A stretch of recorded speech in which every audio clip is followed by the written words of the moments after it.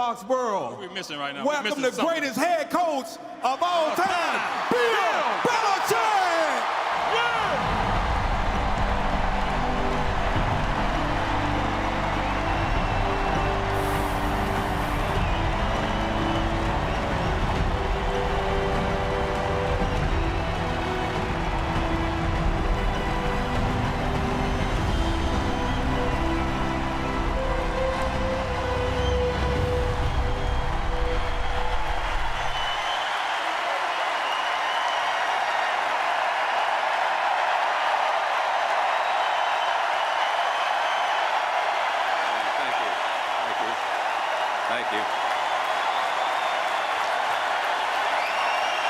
Yeah, thanks a lot. Hey. Thank you. Thank you, man.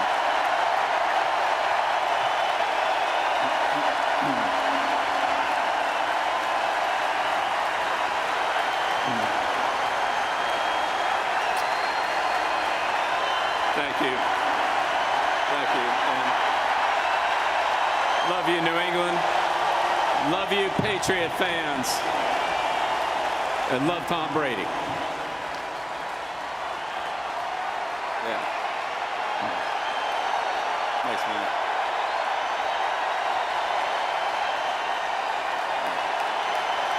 Yeah. Thank you.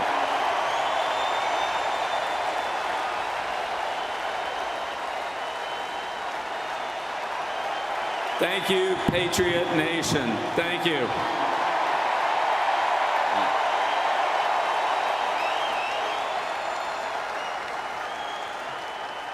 Yeah.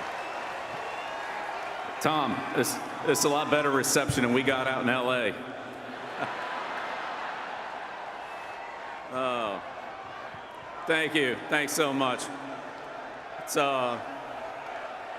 thank you.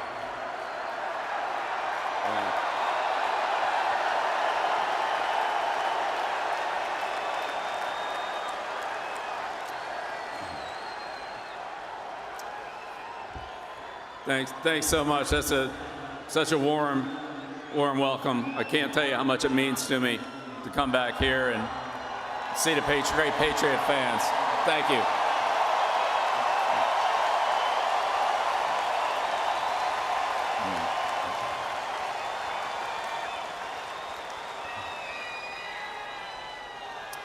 So it was. I tell you, this is hard because for a couple hours, everybody, and rightfully so, everybody has said so many things about Tom, great things about him, and it's just kind of being redundant to go on and on about all the greatness that he's brought to all of us, all of us, the fans, the coaches, everybody who's been involved with him. So I'll try to just, shed a couple personal stories and remarks here, but first of all, I'd say it was a tremendous honor and a privilege for me to, draft Tom and to coach him for 20 years, and it's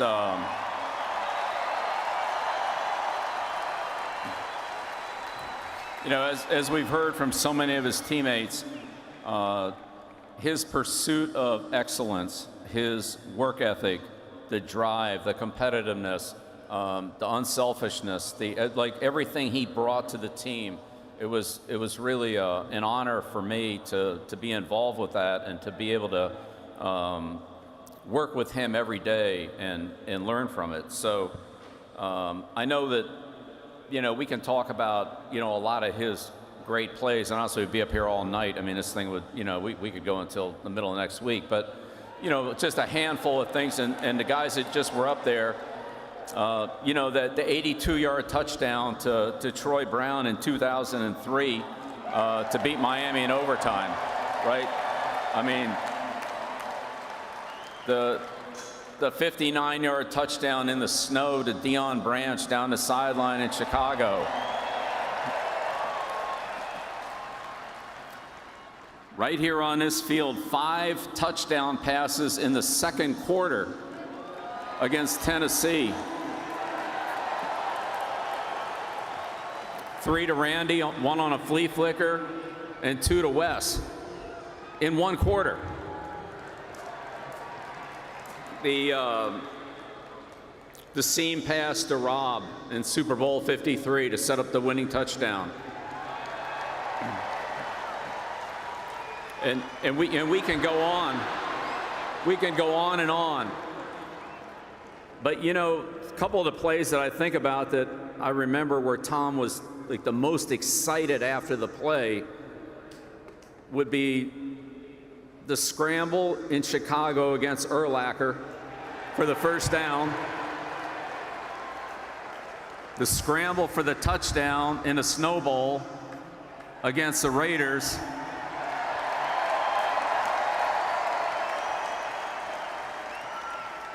where honest to God, when he spiked the ball, I was afraid he was going to separate his shoulder. But I think maybe was a little surprised at some of those plays, but those were awesome plays. And, you know, to watch Tom run and you know, pick up those key first downs and touchdowns and all that, like, I mean, he loved that. He really did. He loved that. But, you know, we talk about all Tom's great plays and go on and on and on. But, you know, I'll just say this.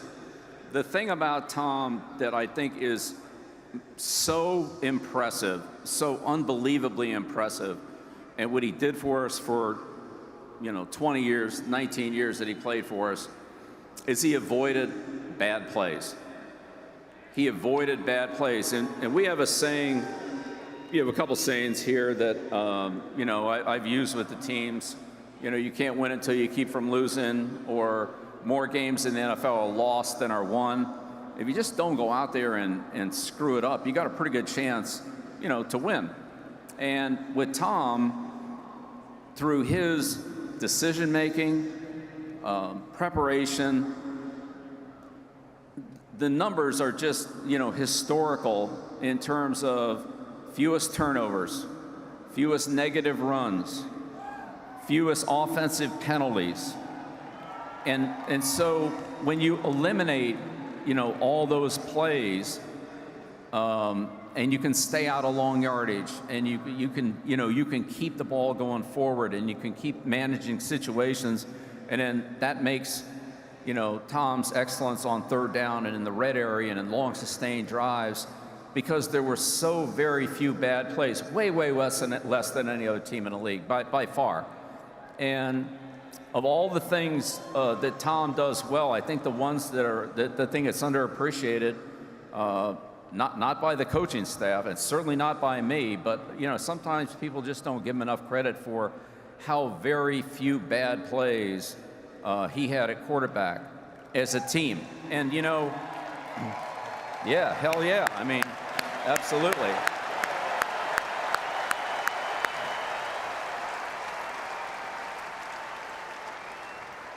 And, you know, for the quarterback who handles the ball literally on every single play, I mean, other than a direct snap to Kevin Falk or, you know, James White, right? But he literally handles the ball on every play. So every play went through Tom, and there were just so few bad runs, sacks, penalties, turnovers, that the team was never really put in very many bad positions. And I think that's one of of all Tom's great qualities, that's one of the greatest, is he always protected the team, did the best thing for the team, and kept the team out of bad situations.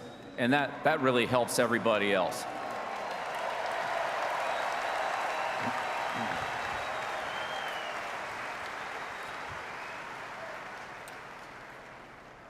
Now, the one bad decision that Tom did make that I personally saw was not on the football field, but was on the golf course. And Bill Perocki, the CEO at Pebble Beach, invited me to play in the Pebble Beach Pro-Am. And so I played with Tom, so we're going to force them together. And we're on the 6th hole. And the 6th hole is a long par 5, down a hill, up the hill. The Pacific Ocean's on the right, it's a big cliff. And So, it's a typical Pebble Beach day, overcast, cloudy, light rain, mist, not typical. And Tom, now again, pro-am, keep in mind, you have a pro. So when you hit a bad shot, and I hit a lot of them, you just pick the ball up and play the pro's ball. That's what you got a pro for. So you don't worry about double bogeys, you don't worry about triple bogeys, you don't worry about lost balls. It's the pro's job to make a par. So Tom hits his drive, hits his second shot, and the ball's going over to the right, over to the cliff, which goes into the into the Pacific Ocean, and the ball rolls out of sight. And so looks like this one rolled into the ocean. And as we walk up there, you don't see the ball. And we get to the edge and look over the cliff, and there's the ball on a ledge over the cliff. And the cliff now is like 250 feet down to the Pacific Ocean, rocks, and the waves are smashing on the rocks. And I look at Tom, and I look at the ocean, and I'm thinking about our starting quarterback, and I'm thinking about our season. And Tom's got that determined, focused, laser-focused Tom Brady look. We all know what that is. And he takes the club and walks down onto this ledge. He's got 1 foot on the side, 1 foot on the grass. It's 250 feet down to the rocks, and pitches it up onto the fairway. And I can see I can see our whole season, just in my eyes there at that moment. And then he needs the caddy to help him launch back up onto the fairway. I mean, he's like down there like 3 or 4 feet, and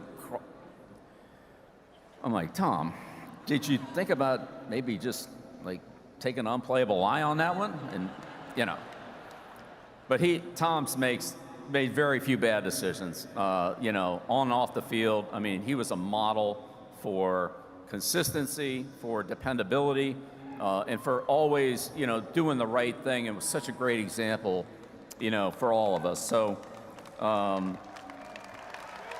the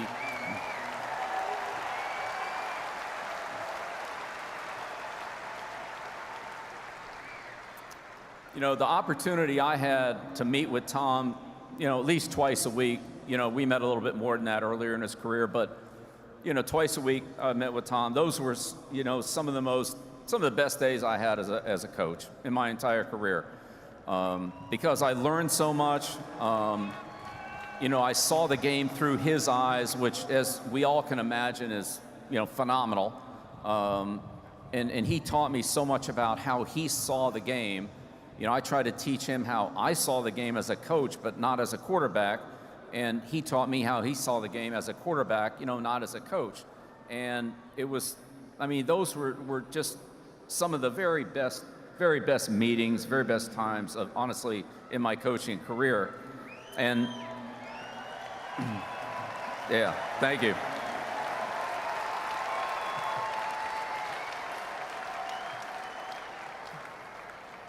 And through those meetings and the preparation that we had, Tom had, the things that really stood out were how much he cared and how much he prepared. And several of the guys have talked about his preparation. It's really legendary, all week. And and those meetings were very challenging for me, because I knew he'd probably seen 10, maybe 15 games of the opponent that we were going to play. And I wanted to make sure that I was as well prepared as he was, and that was honestly a high bar. So, but his caring and his preparation were just exceptional. I can't really put into words like how much he did, and how extraordinary it was from Monday to Sunday after the game, watching film on the way back from the team that we played on away games, to Saturday night meetings, to Sunday morning meetings. His determination and relentless pursuit of excellence was just, beyond anything that, I've seen from, any other player at that position. And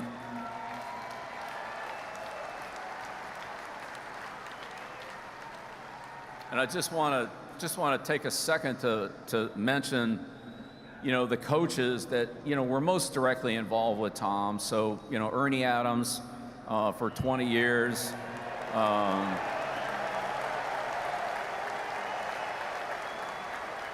Josh McDaniels, you know,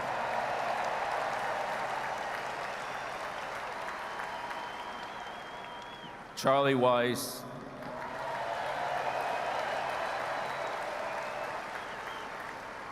and the new head coach of the Boston College, Billy O'Brien.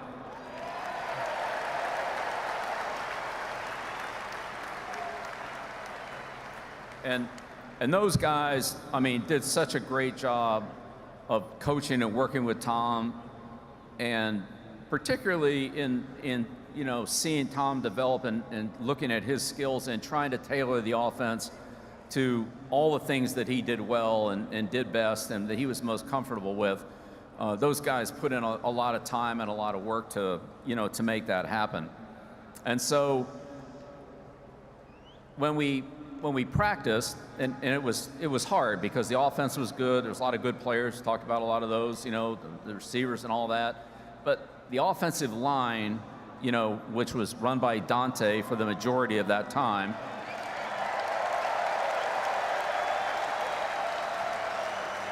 who's also in the Patriots Hall of Fame. You know, Dante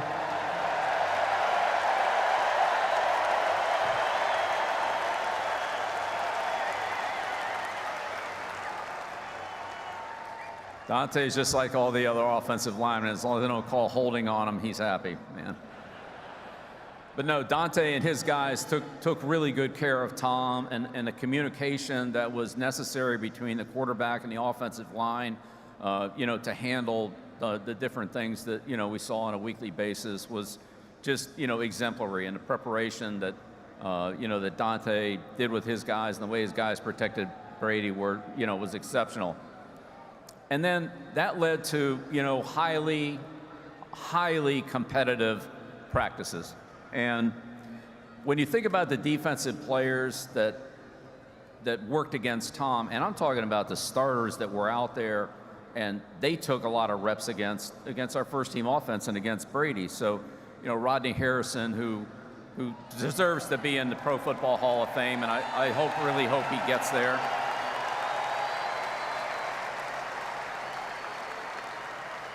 You know, Vrabel and Bruschi, Seymour, Malloy, you know, Ty Law, Talib, McGinnis, Wilfork, Seau.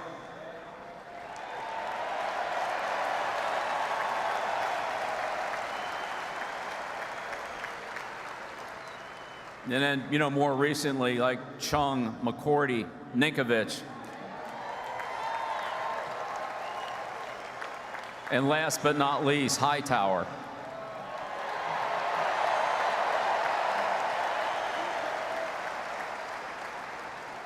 So without Hightower, I don't know how a couple of those Super Bowls would have turned out, all right? But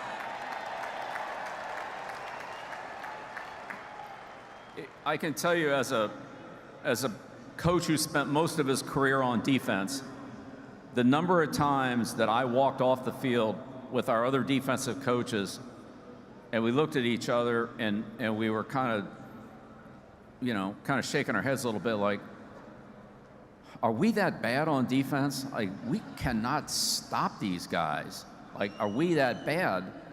And then you realize over time how good Tom and the offensive unit was and how competitive it was.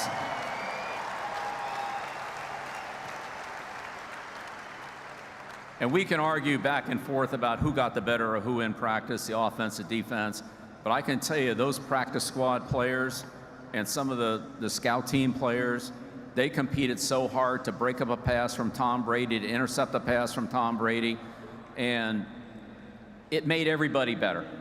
And it made everybody better. So I just want to take a second to say that Tom's competitiveness rubbed off. The defensive competitiveness made Tom better. Tom made the defense better. The scout team made the offense better. And the competitive practices that we had, and I'll just, you know, they're always indelibly etched in my mind. is one of the big reasons why those 6 banners are flying up there.